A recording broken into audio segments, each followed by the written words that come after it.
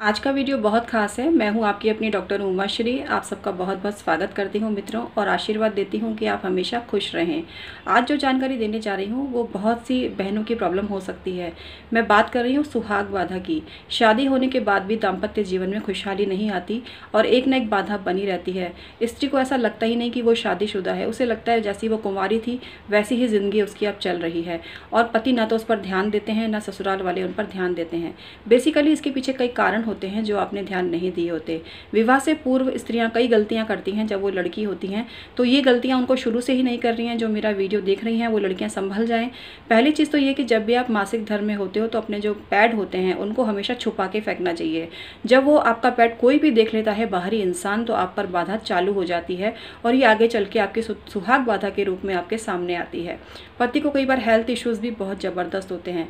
इसके अलावा जो शादी विवाह है उसके लिए धार्मिक अनुष्ठान तो करिए, पर ऐसे टोने टोट के मत करिए कि आपको जो व्यक्ति चाहिए वो आपको प्यार ही नहीं करता, वहाँ की बात बन भी नहीं सकती, लेकिन आप तंत्र प्रयोग करके उसको पाने की कोशिश करें। एक हो सकता है कि इन क्रियाओं के द्वारा वो आपको मिल जाए, लेकिन बाद में आपका दाम्पत्य जीवन उन खुशियों को प्राप्त नहीं कर पाएगा, क्योंकि तांत्रिक क्रियाओं के द्वारा क्षणिक रिजल्ट मिल जाते हैं लेकिन बाद में उसके परिणाम घातक होते हैं। यही कारण है कि पनिशमेंट कुछ लोगों को मिलता है जो गलत सलत क्रियाएं करते हैं। इसलिए भगवान के दरबार से बढ़कर कुछ भी नहीं है, सब चीज़ क्षीण है उसके आगे। तो भगवान की शरण में जाएं, भगवान बृहस्पति की उपासना करें। अगर आपका कुंडली में बृहस्पति कमज़ोर है तो आपके विवाह में धन संपदा संबंधी भी दिक्कत आती है। आपके विवाह में कई बार खर्चे के पैसे नहीं होते हैं, अच्छी शादी मेंटेन करने के भी पैसे नहीं होते हैं। तो इसके लिए बृहस्पतिवार के व्रत करना बहुत ज़्यादा अनिवार्य है और बहुत कंपलसरी है ये चीज़, और आपको नमक नहीं खाना चाहिए गुरुवार के दिन।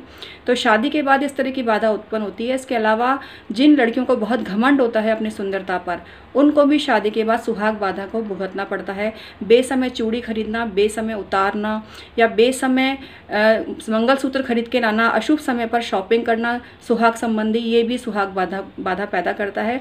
इसके अलावा अन्य सुहागिन स्त्रियों का अपमान करना, उनको कोई तवज्जो ना देना, घमंड करना, इस वजह से भी आपके सुहाग पर आफत आती है।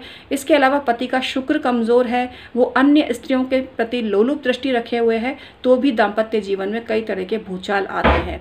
कुल मिला के दाम्पत्य जीवन एक बहुत बड़ी तपस्या है और आप दोनों बहुत बड़े तपस्वी हो।